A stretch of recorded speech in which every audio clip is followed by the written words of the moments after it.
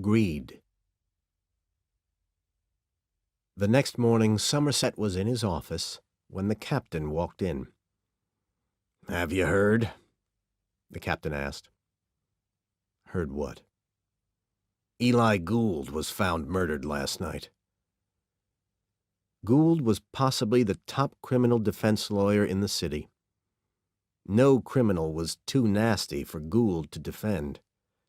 If they could pay enough, he would do anything to defend them and help them escape punishment. It didn't matter how terrible their crime was. "Someone broke into his office and killed him," the captain said. "They wrote the word greed on the floor, in his blood." Greed. Somerset could think of worse things that could be said about Eli Gould. "I'm putting Mills on the case. I told him he would soon have a case. I just wish it wasn't this." Somerset went back to his typing. "I'm sure he'll do fine." The captain was shaking his head and looking doubtful. "You won't like it out there in the country. You know, you're not really leaving. You only think you can leave." "I can't live here anymore," said Somerset. "I don't understand this place anymore. People used to kill somebody for a purpose, even if it was a stupid purpose.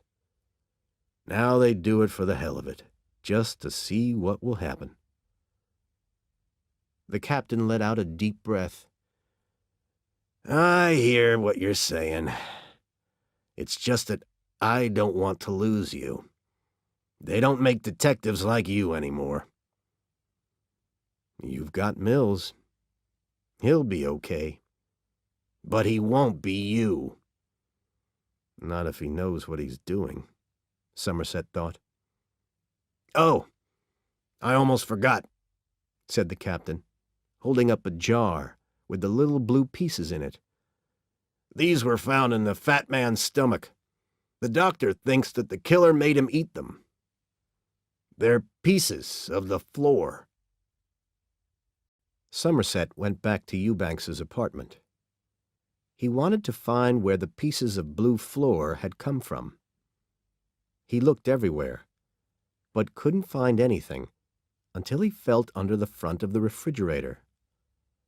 Then he could see that was where they came from. The larger pieces in Somerset's jar fit the holes. Someone had moved the refrigerator and broken pieces of the floor cover. Somerset managed to pull the refrigerator away from the wall so that he could see behind it. The dirt on the wall was cleaned off, and the single word, gluttony, was written there. A clean white envelope was pinned to the wall. Somerset's blood froze.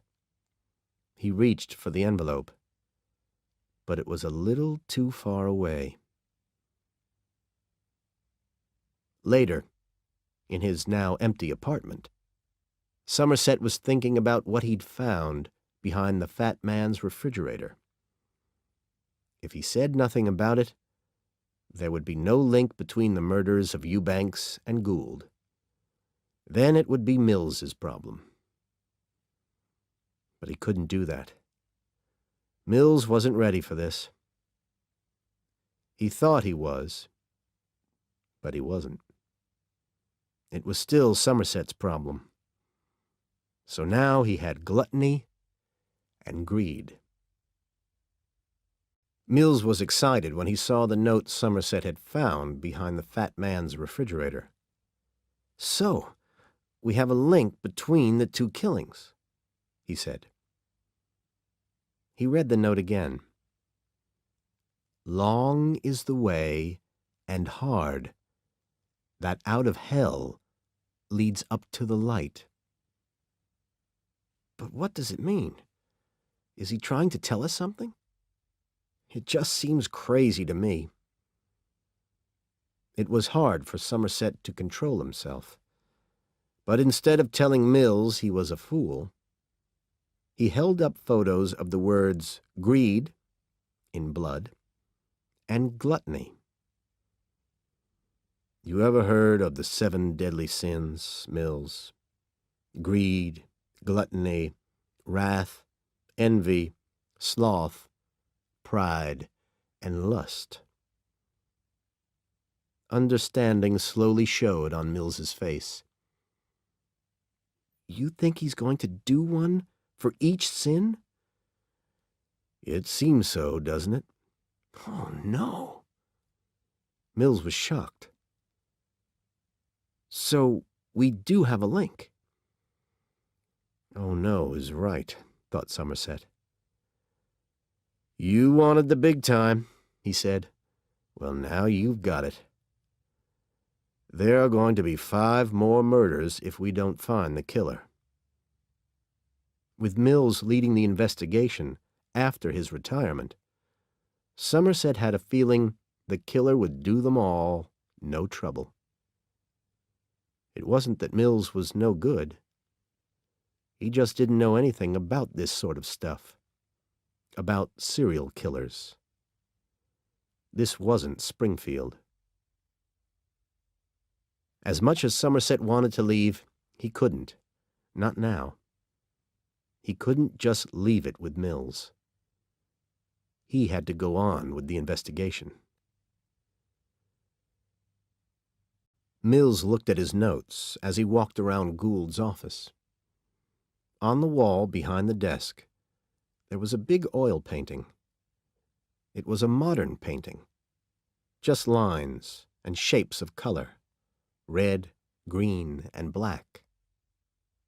On the desk, there was a weighing machine with dried blood on it. The letters in blood on the floor had turned red-brown. Mills wanted to find some evidence, something that they had all missed. He wanted to show that Somerset wasn't the only one who knew how to do detective work.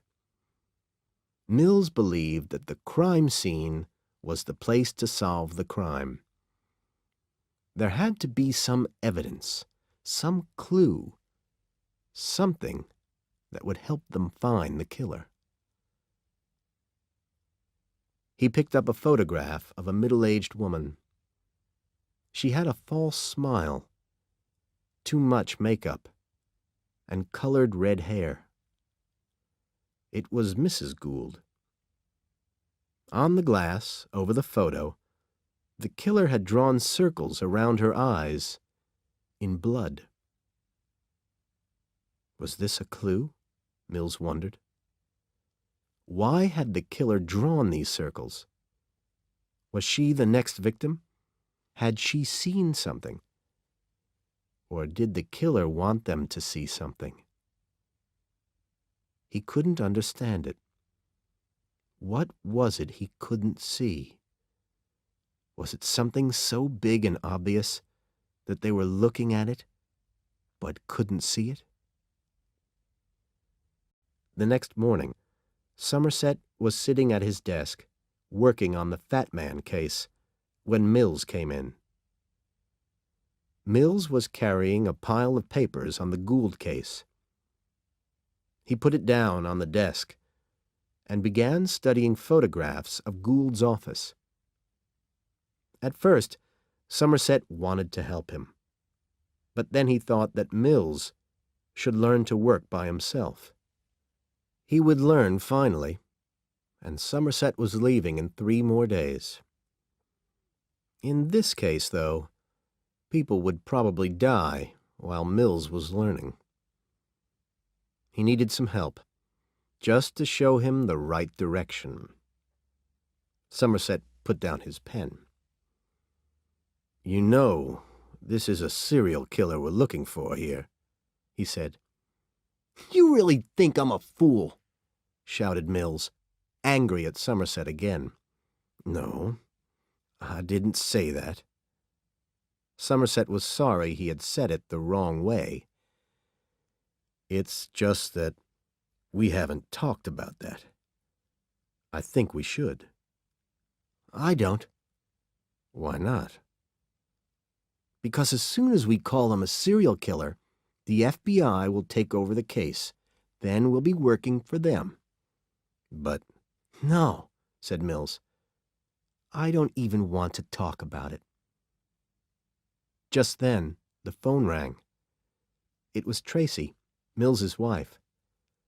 She wanted to talk to Somerset, but Somerset couldn't imagine why. Detective Somerset, she said, I wondered if you would like to come and have dinner with us tonight. Well, that's very nice of you. Somerset's voice was uncertain. I'm a very good cook, she said, and I've heard a lot about you. I would like to meet you before you leave. Later that evening, Mills seemed uncomfortable as he and Somerset walked up the stairs to Mills's apartment. Somerset knew that Mills didn't like the idea of dinner together, but he wasn't sure why. In the dining room, the table was carefully prepared for 3. A young woman came out of the kitchen. Hello, men, she said quietly. Somerset thought that she had a pretty smile. Hello, Tracy, he said. Nice to meet you.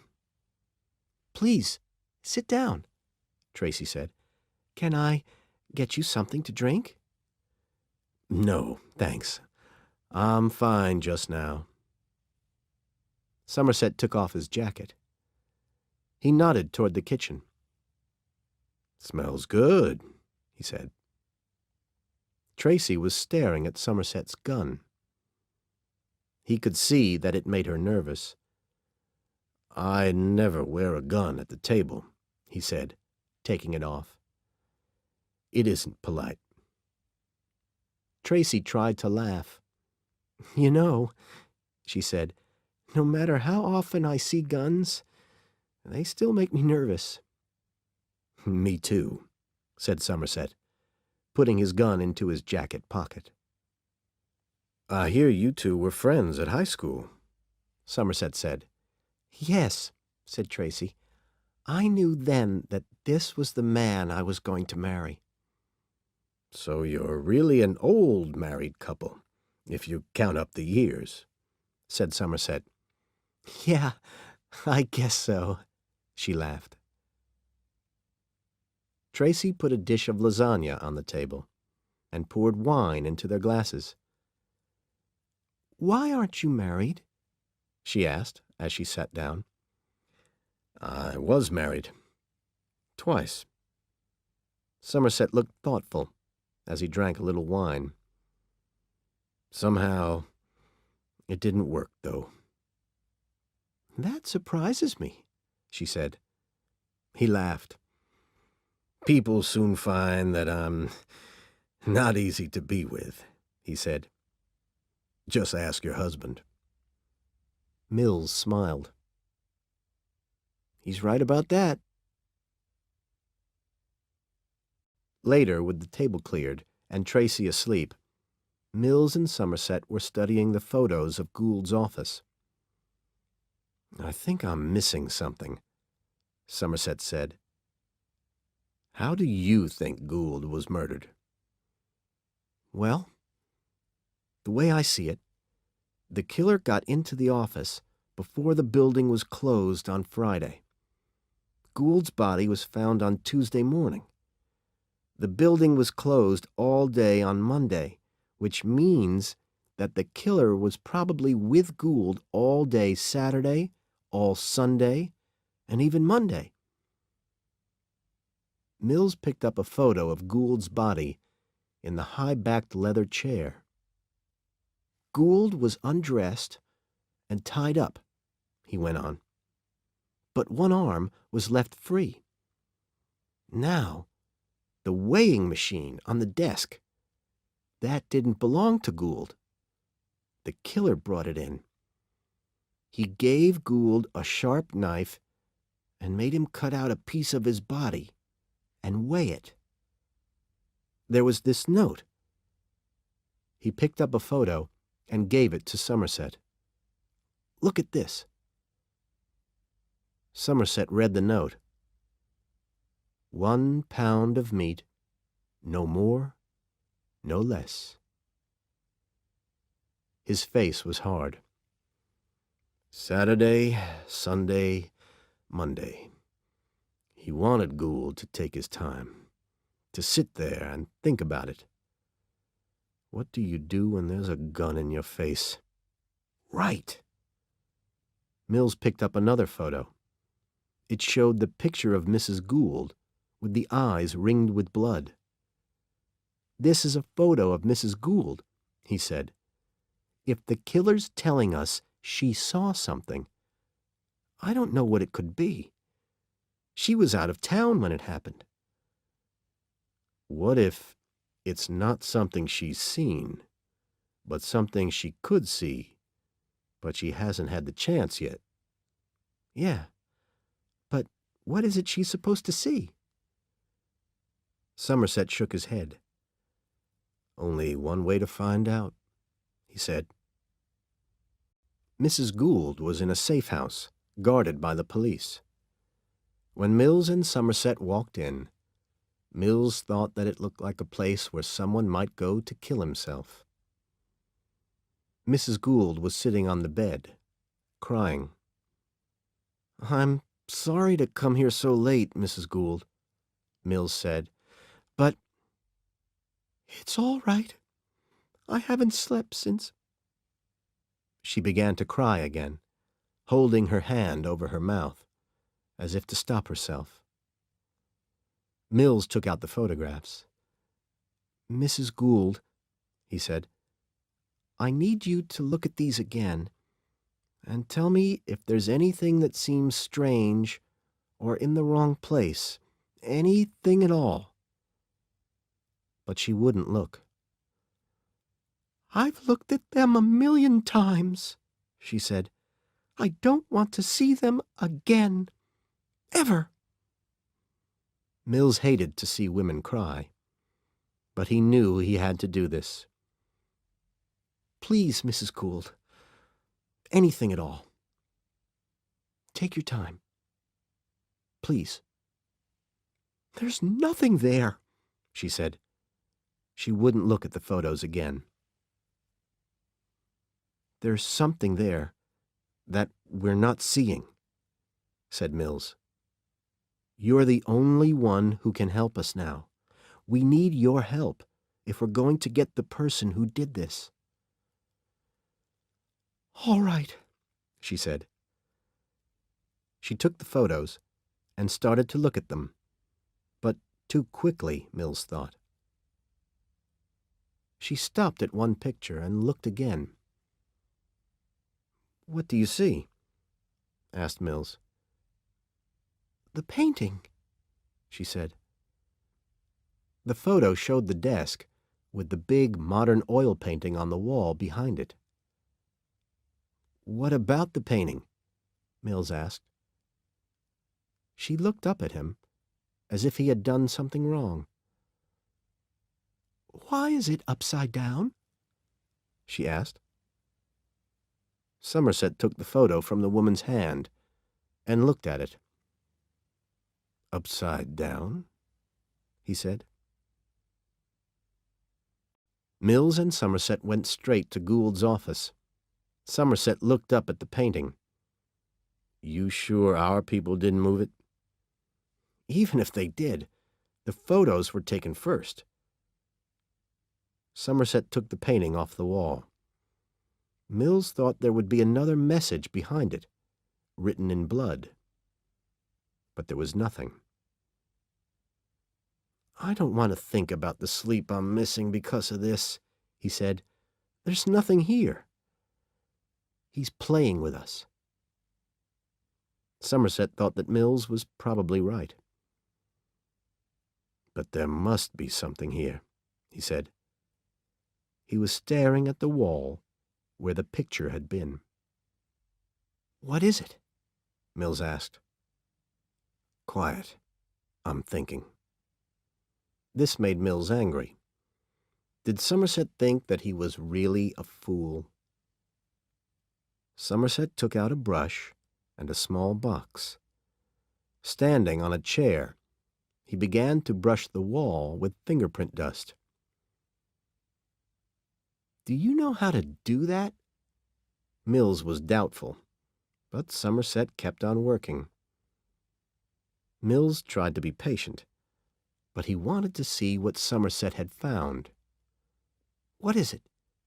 What do you see?" "Nothing, right?" "Wait, just wait," said Somerset, still working. Finally he moved away, and Mills got a good look at what he had found. Written in fingerprints, as clear as ink, was, "Help me." Mills couldn't believe what he saw. He looked at Somerset in surprise. "This guy really is good," he thought.